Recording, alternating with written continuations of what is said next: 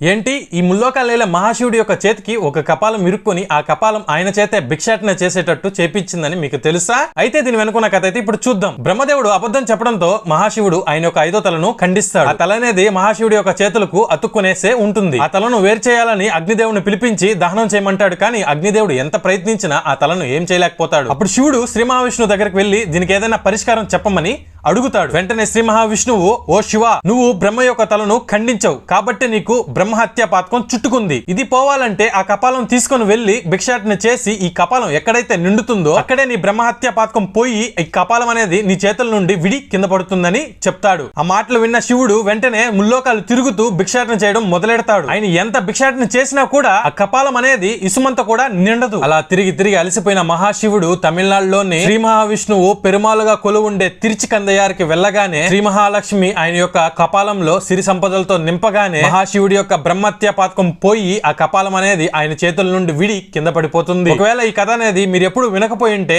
ఈ వీడియోని సబ్స్క్రైబ్ చేసుకొని కామెంట్ సెక్షన్ లో నమో నారాయణ నమః శివాయ అని టైప్ చేయండి.